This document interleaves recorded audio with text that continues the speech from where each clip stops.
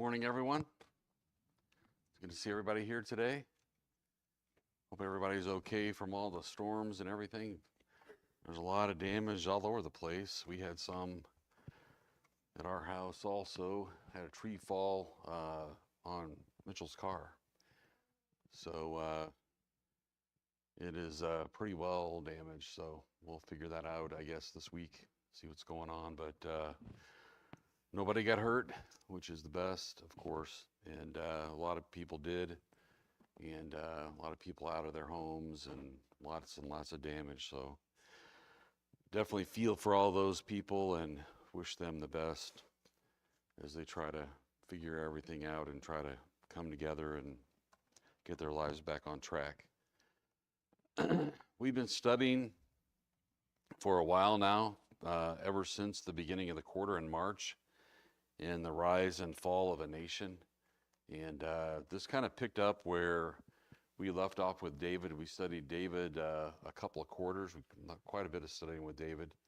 And we started out with Solomon, and we kind of gone through his time, and then just a period of several different kings of the northern and southern kingdom, and most of them were not good. And so we're going to see a little bit of good and a little bit of bad today, I guess. But we're going to be wrapping up next time, which is lesson 13. And so as Brother Jerry was mentioning, we've got the next quarter coming up pretty quick, and that's going to be on Corinthians. So we're going to be switching back to the New Testament and looking at Paul's letter to the church at Corinth. So that'll be coming up pretty quick. Blink of an eye and we'll be right there into it. So we've got a little bit left to do here today. Our lesson is a revival, digresses to disobedience.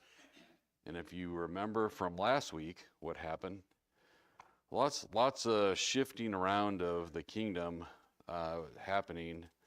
I think you remember from last week, Jehu was pretty much blessed by God.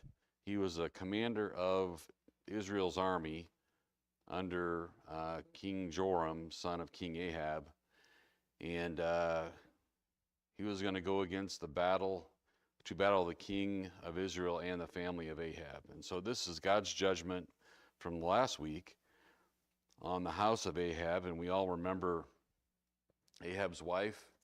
You remember her name? Jezebel. How many people do you know named Jezebel? Not too many. Not too many.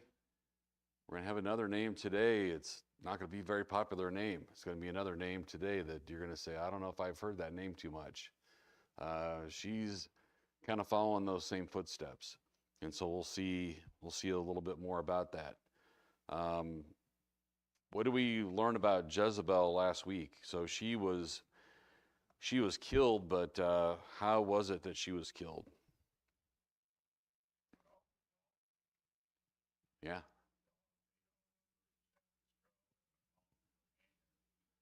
Yeah, unrecognizable, right? And so, yeah, she was in a high tower. The people there with her pushed her out.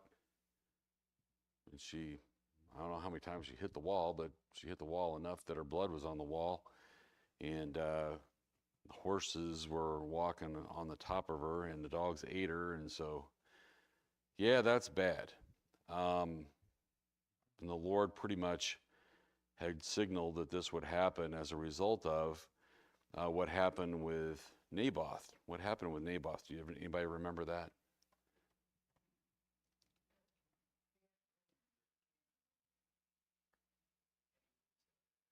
Yeah, he asked him if he would sell it, right? And he said no. And it was actually part of his family's ownership from when they took over the Promised Land. So it was provided by God to his family. And he said, yeah, no, I'm not willing to sell it. And so when he said he wasn't willing to sell it, what happened after that? Yeah, Jezebel killed him, right. And And so then there was a prophecy, and here where Jezebel died was that same spot where that all happened, because it's right outside the palace. So, okay. Then next thing that happened, let's see.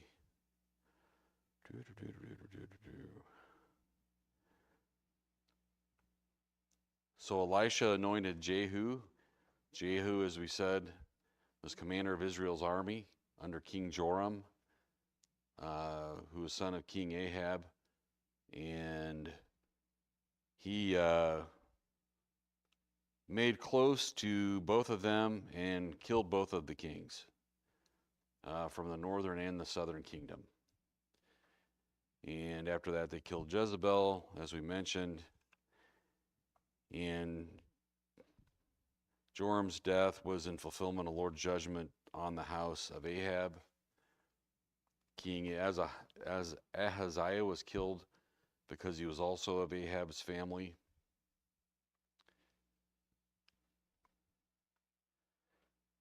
Okay, so 2 kings were cut down all at the same time. And then after that, King Jehu killed all the prophets and worshipers of Baal. He summoned them all to the same place, and he slaughtered all of them, destroying all of their idols, and pretty much cleaning everything out with respect to Baal.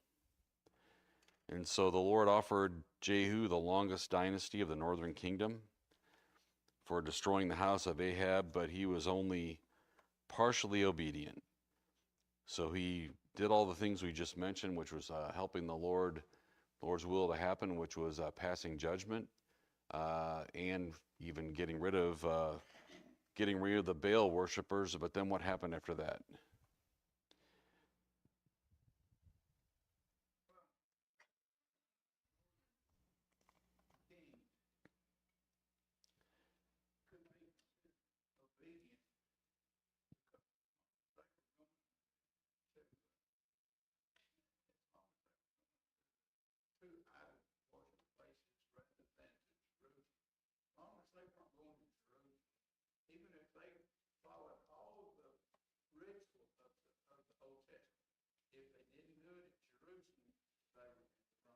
Mm-hmm.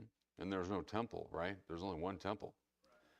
And so right on. So they were not doing it right. And Jehu, after he had done all the things we just mentioned, wasn't obedient to the Lord after that.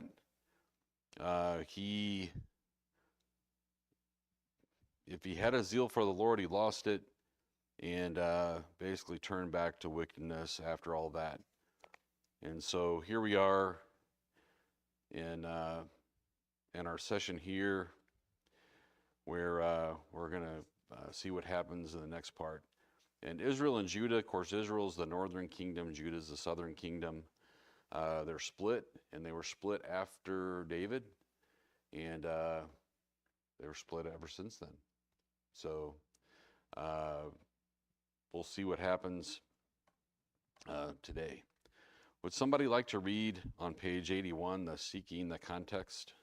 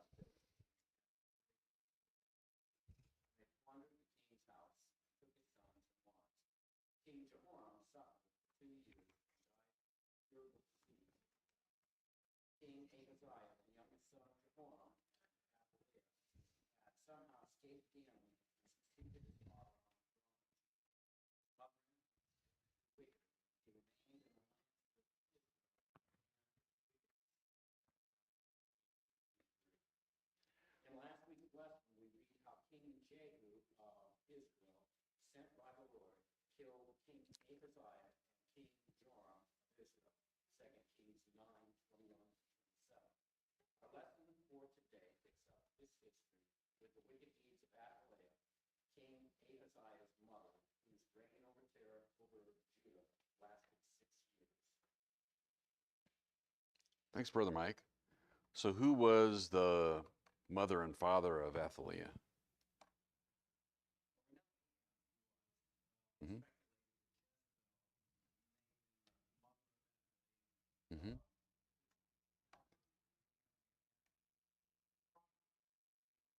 Mm-hmm. Yeah. Yeah. Yeah. Yeah. So we don't know exactly, but we do know that she's of the lineage of King Ahab, and there was nothing that came good out of King Ahab at all. So today, we're looking at Athaliah, and if you look at 2 Kings chapter 10 toward the end, uh, which is I guess verse 30, 2 Kings 10 and 30. And the Lord said unto Jehu, because thou hast done well in executing that which is right in mine eyes, and hath done unto all the house of Ahab according to all that was mine heart, thy children of the fourth generation shall sit on the throne of Israel. But Jehu took no heed to walk in the law of the Lord God of Israel with all his heart, for he departed not from the sins of Jeroboam, which made Israel to sin. And so it goes on to say, verse 35, Jehu slept with his fathers, and they buried him in Samaria, and Jehoahaz his son reigned in his stead.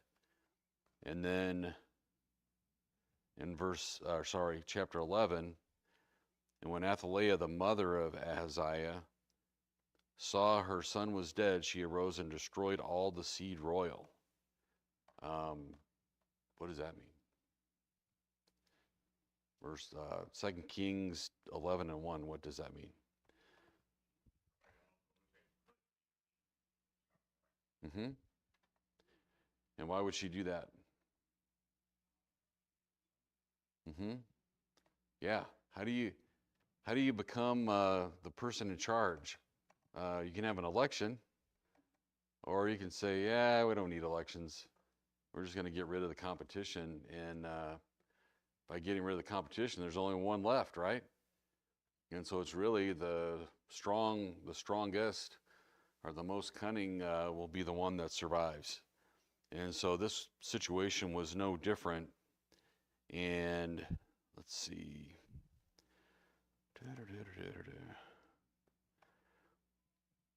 Okay, in verse 2, 11 and 2, but Jehosheba, the daughter of King Joram, sister of Ahaziah, took Joash, the son of Ahaziah, and stole him from among the king's sons which were slain. Okay, so Joash is a baby. Joash is a baby. So here we have the slaughter of all of his brothers, and you know that Athaliah thought she'd killed everybody. It was a massacre, right? But there's one that was left, Joash, son of Ahaziah. And they hid him, even him and his nurse, in the bedchamber from Athaliah, so that he was not slain. And he was with her hid in the house of the Lord 6 years. So what's the house of the Lord? So if Athaliah was following in the footsteps of her parents, how much time do you think they spent going to the temple? Not so much, right? They didn't go there. So that's the last place they would think to find anybody, I'm sure. And so they took uh, Joash to the temple and hid him there 6 years. So who goes into the temple? The priests of the tribes of the Levite, right? They're the ones that go in, and so nobody else can go in. And so here's the king being hid, and the Levites are obedient to God. They're not obedient to Baal or any other god or goddess that anybody else is going to follow, any other idols. And so really it's a perfect place to put him, where not only can he be hidden, he can be protected by people that are devout to God. And the 7th year, Jehoiada sent and fetched the rulers over hundreds. So what's somebody that rules over 100 people?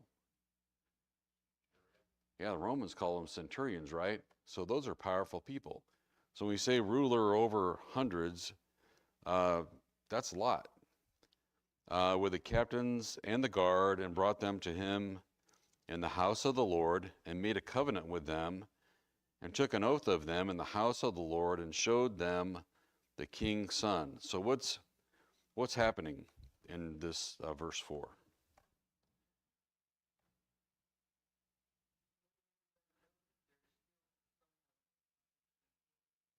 Yeah, this is a surprise. Everybody not from the tribe of the Levites is surprised. Now, there may be some followers of God that went there that they knew for some reason, but this is a surprise to all of these people. And who is Jehoiada? Who's that?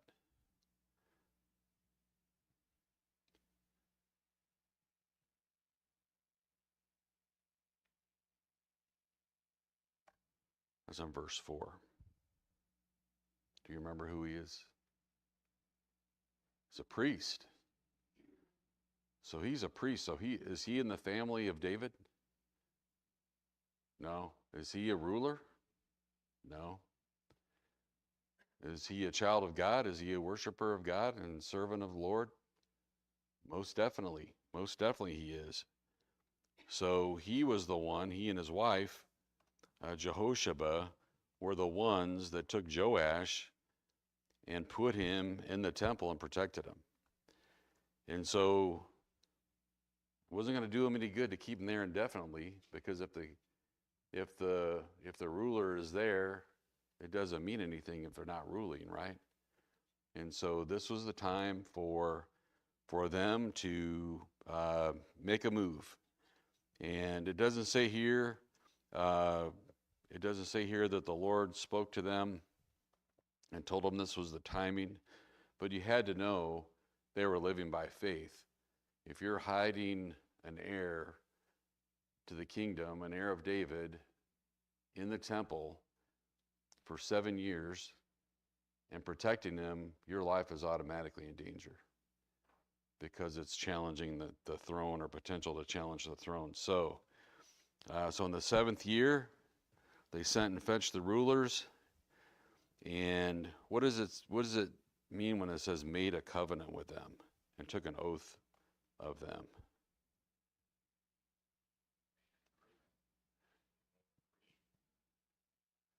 Got an agreement for their support, so they didn't realize that the heir was alive.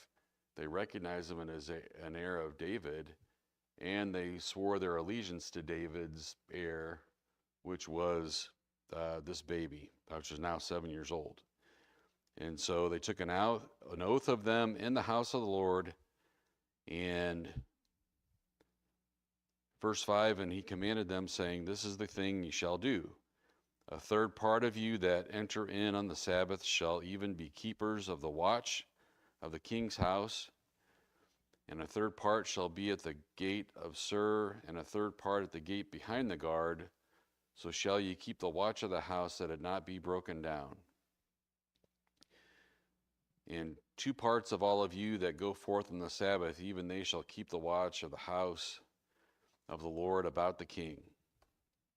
And ye shall compass the king round about, and every man with his weapons in his hand, and he that cometh within the ranges, let him be slain, and be ye with the king as he goeth out and as he cometh in. So what does all that mean?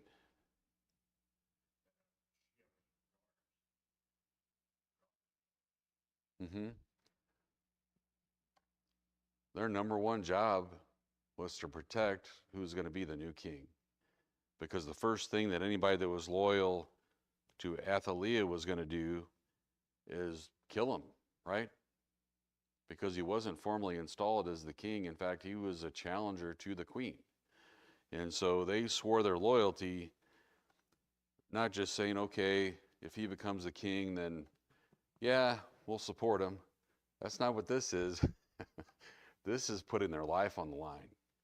They're putting their life on the line to protect the heir, a child of David. They're putting their life on the line to help install him as the king. And as of the moment we just talked about, it didn't happen yet. But that's what's going to happen. In verse 9, and the captains over the hundreds did according to all the thing that Jehoiada the priest commanded, and they took every man his men that were to come in on the Sabbath, and with them that should go out on the Sabbath, and came to Jehoiada the priest, and to the captains over hundreds did the priest give King David's spears and shields that were in the temple of the Lord. I didn't ever remember that. You ever remember that? That the spears and shields of David were stored in the temple? It was all there. They weren't just taking their copies of the law and enforcing the law. They had weapons that were there. And so it wasn't just that they were a group or a mob or whatever you want to call it. They had weapons, spears and shields that were there in the temple, and they used those to, in verse 11, and the guard stood every man with his weapons in his hand round about the king, from the right corner of the temple to the left corner of the temple, along by the altar and the temple. And he brought forth the king's son, and put the crown upon him, and gave him the testimony, and made him king, and anointed him. And they clapped their hands and said, God save the king. So what just happened?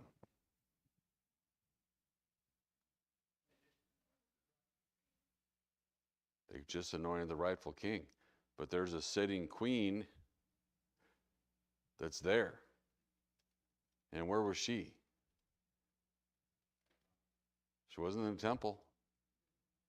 Yeah, she wasn't in the temple.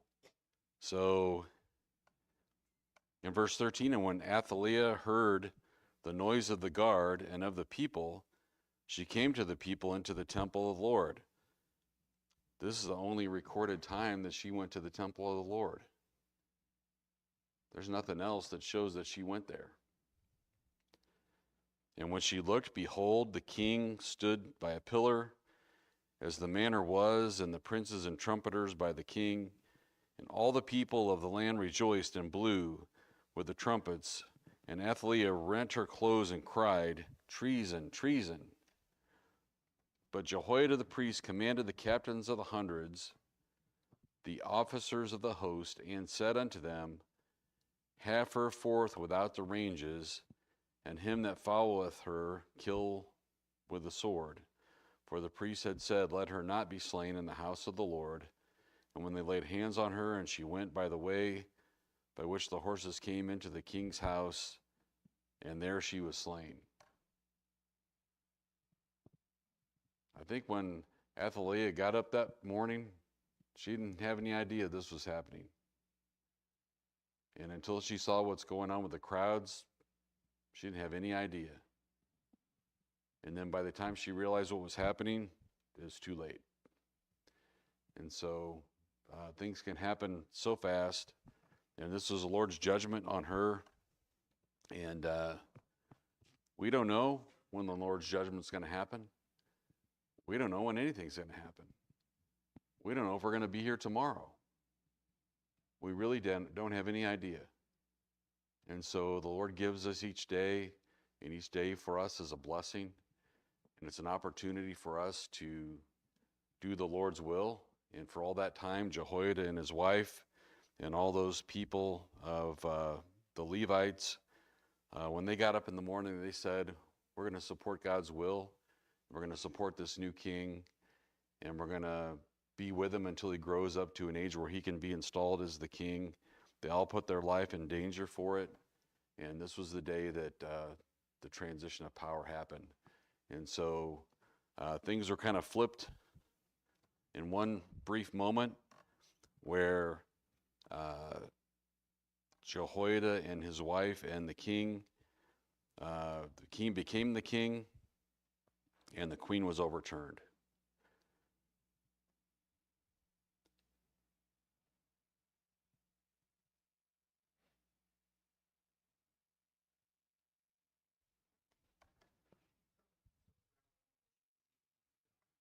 Mm-hmm.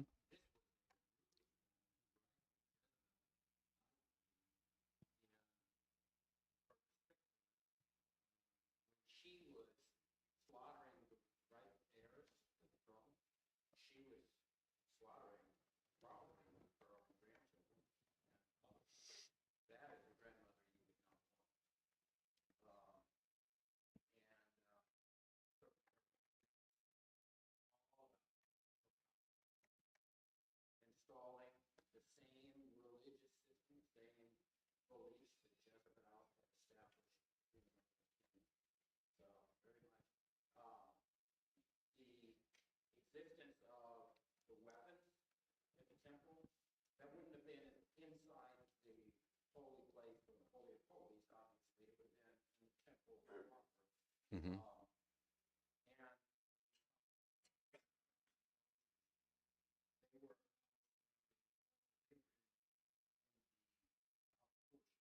Mm-hmm.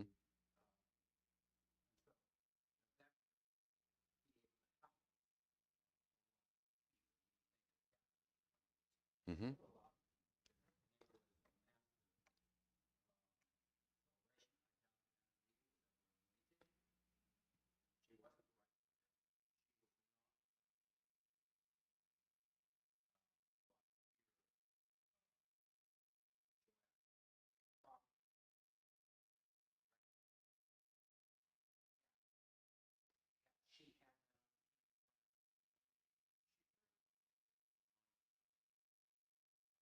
Mm-hmm.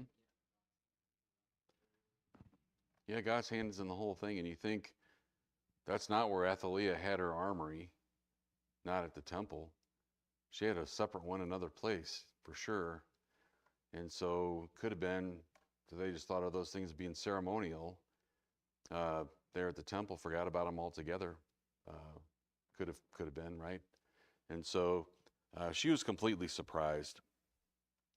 And sometimes we see wicked people in charge of things, and we think, what's going on? What's happening? How did this person get in charge? How did this situation happen? We don't know. We don't have the answers. But you see what happened with Jehoiada the whole time that the queen was ruling, he was following the Lord. And all those Levites that were protecting the young baby, they were also following the Lord. So just because we have a wicked ruler or wicked people in charge, does it mean that we don't follow the Lord? What does God expect us to do? Mm-hmm.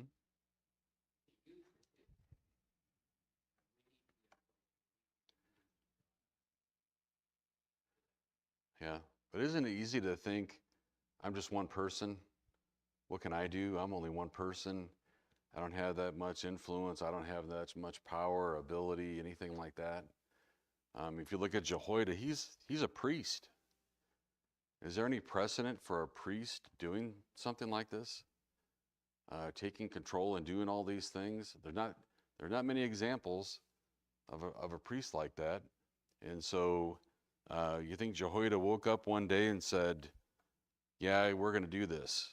We're going to we're going to overthrow Athaliah, and we're going to turn the country around.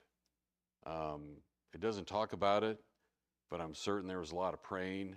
There was a lot of seeking Lord's support, and that was involved in this whole thing. It couldn't have happened without it. And so this is the Lord's judgment happening on Athaliah, and she was completely surprised, as we said, and there was a transfer of power. So let's see what happens next. Let's look at 2 Kings 11 and 17 through 21. Would somebody like to read that part of it? 2 Kings 11, 17 to 21.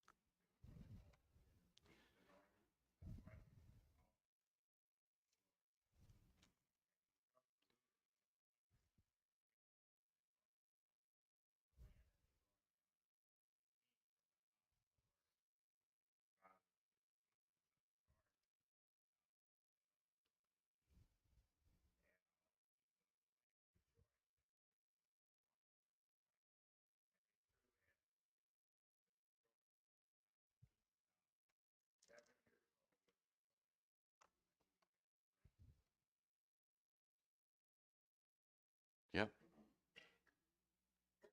So do you think he's reigning by himself at the age of 7?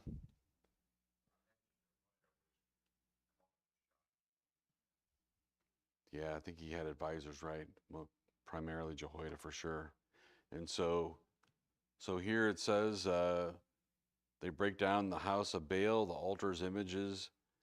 They took the priest of Baal and slew him as well. And the priest appointed officers over the house of the Lord. And all the people of the land rejoiced, and the city was in quiet. So there was a transfer of power and removal of some of the idolatry that they had there. So let's take a look at chapter 12. Somebody like to read chapter 12?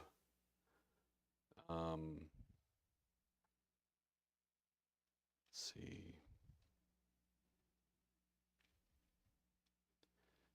I guess 1 through 10.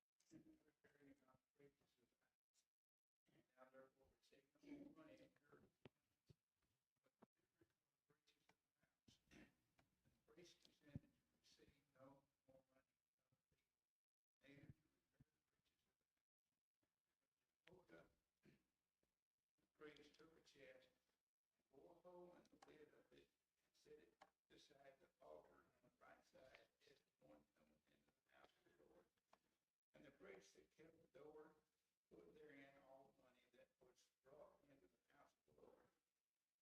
And it was so, when they saw that there was much money in the chest, that the king's scribe and the high priest came up, and they put up in bags told money that was found in the house of the Lord.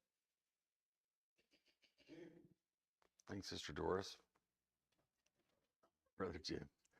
So what happened? So we already saw what happened with Athaliah, and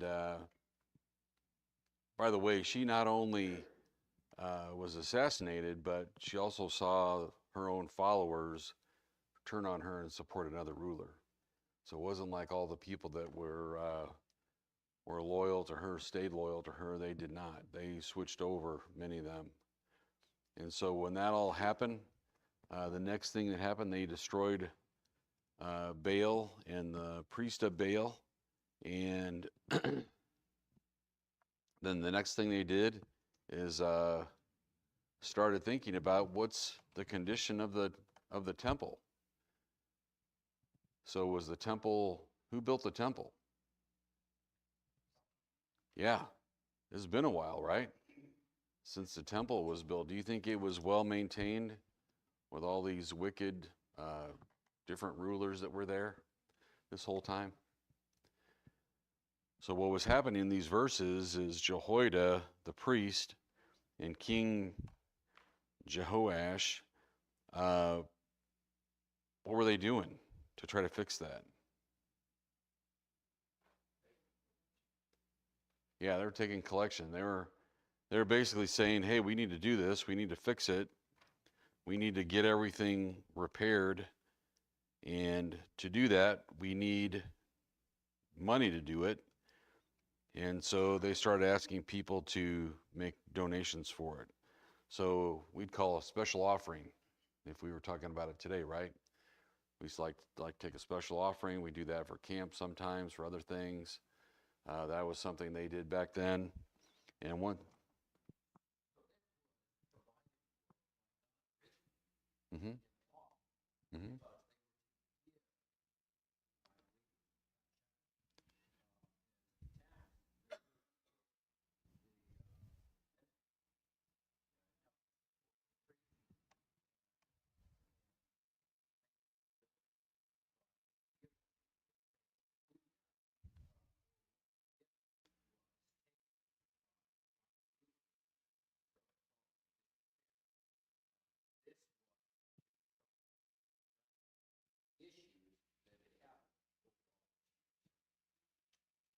Mm-hmm.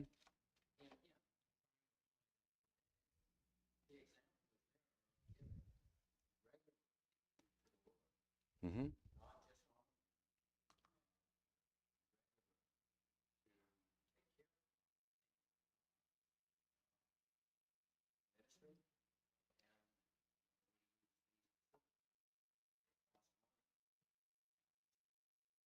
Right.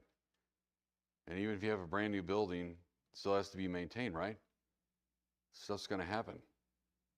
Drainage is not going to go the right direction. You gotta dig a trench, and trees are going to die, and you gotta cut them down. Stuff happens. So let's see what happened next up here. If somebody would like to read 2 Kings 12, verse 11 through 16.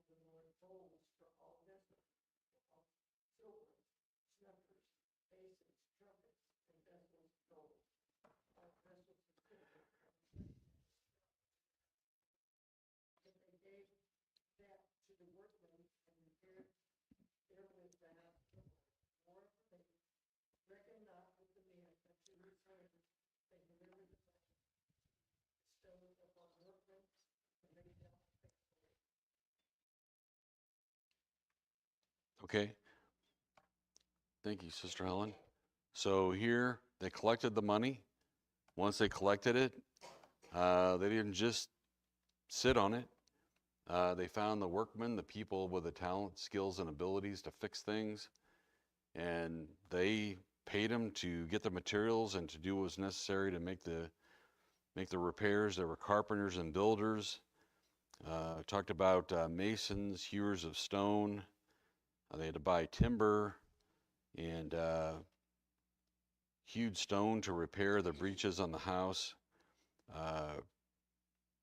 So this place got some good use. If you're cutting up new stones to replace stones that are there, it got some good use, right? It was built sturdy, but it was just worn out in some places for sure. And so they go on to say they gave that to the workmen and repaired therewith the house of the Lord. And then verse 15, moreover, they reckoned not with the men into whose hand they delivered their money to be bestowed upon workmen, for they dealt faithfully. So they didn't go through some big and long negotiation process and what's the price going to be for this and how much for that and all that stuff. They knew the people that were doing the work were dedicated to the Lord, and they said, use this to do the task the right way. And so they did. It said they dealt faithfully in verse 15. And in 16, the trespass money and sin money was not brought into the house of the Lord. It was the priest. And then we kind of switch gears a little bit. Then Hazael, king of Syria, went up and fought against Gath and took it. And Hazael set his face to go up to Jerusalem. And Jehoash, king of Judah, took all the hallowed things that Jehoshaphat and Jehoram and Ahaziah, his fathers, kings of Judah, had dedicated, and his own hallowed things, and all the gold that was found in the treasures of the house of the Lord and in the king's house, and sent it to Hazael, king of Syria, and he went away from Jerusalem. So what just happened there?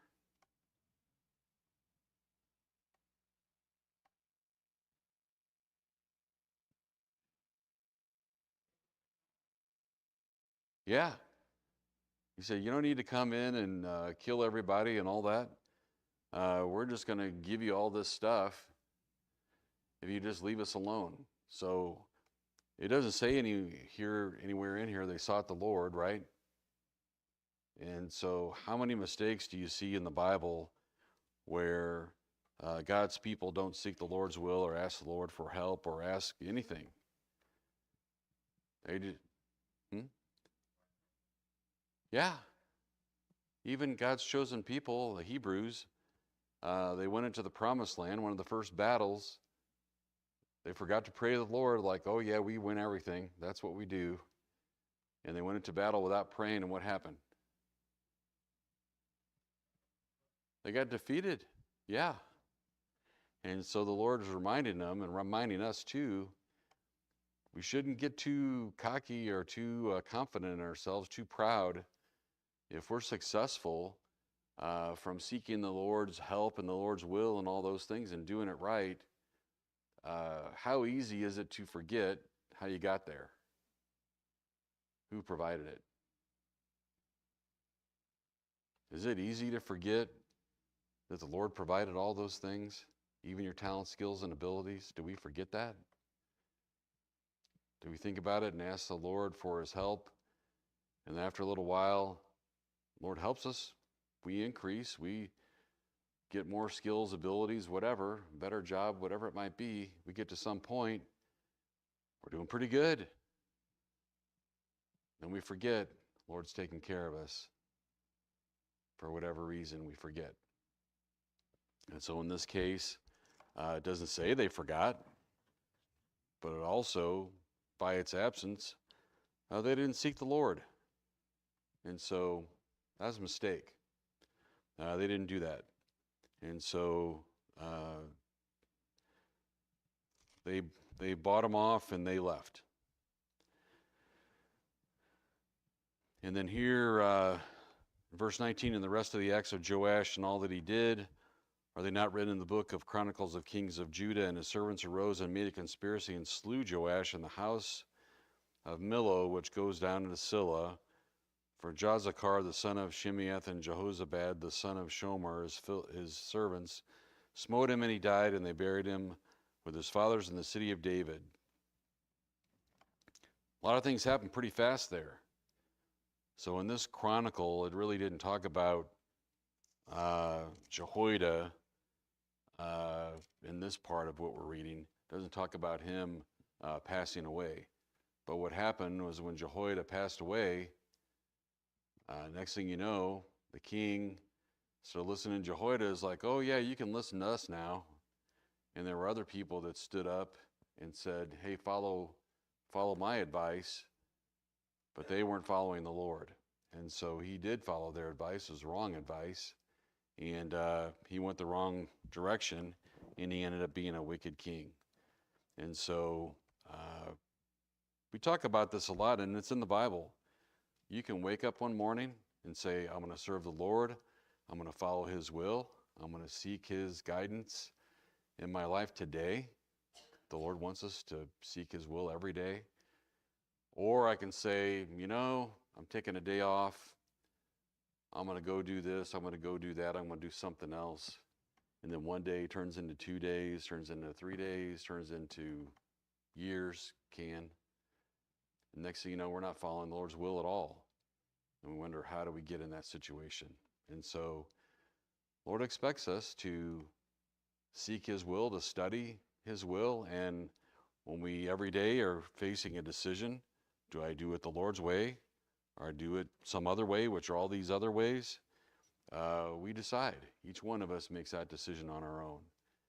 And sometimes there's temptation. I really want to do this thing over here. That's my favorite thing to do. That's what I enjoy doing. Lord says, no, I don't want you to do that. I want you to do this over here. So what's the story about Jonah? Wasn't the Lord calling Jonah to do something?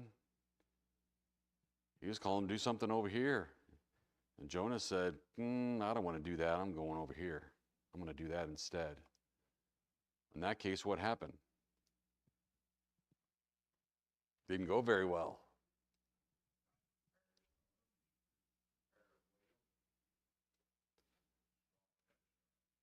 Yeah. Jonah had a pretty bad time doing it his own way, thinking that, yeah, I'm just going to do something else because I really don't want to do that. The Lord's telling me to do. And he had an adventure. He maybe had some other kind of adventure, but he definitely had an adventure.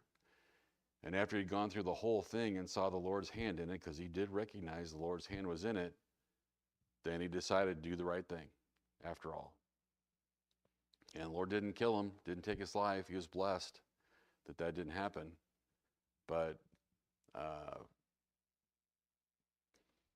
sometimes the Lord's, I can make it easy on you, and you can do this you're supposed to do, or you can go this direction, and you know what? You might just end up going back here after all, but it's going to be worse because you're going to go through lots of steps and lots of things that you don't want to go through because you followed temptation instead of following my will. And so every day we should seek the Lord's strength and ask for him to help us to do the right things. And for areas where we have temptation, ask for the Lord to help us. We learned today about David's shields and spears, and they were powerful in the right hands. But how powerful is the Lord's shield for us? When we confront temptation, if we ask for the Lord's help and say, I don't know what's going to happen today, but if I have temptation in this and this and this area that I struggle with, please help me, Lord. I got about this much strength, and you have all the rest. You have the strength unmeasured by anyone. Can you help me today if this situation comes up, that I can be strong with your help and do the right thing? I pray that way. I really do, because there's things that I struggle with, and I don't want to forget the Lord as my Savior and my Master, and I need to act like that. And it's so easy not to. It's so easy to take the wrong path and just, oh, I'll worry about that later. And then later becomes not just a day, a month, a year, even longer. It can be a very long time. So we're almost done. We got one more lesson with the Kings next week.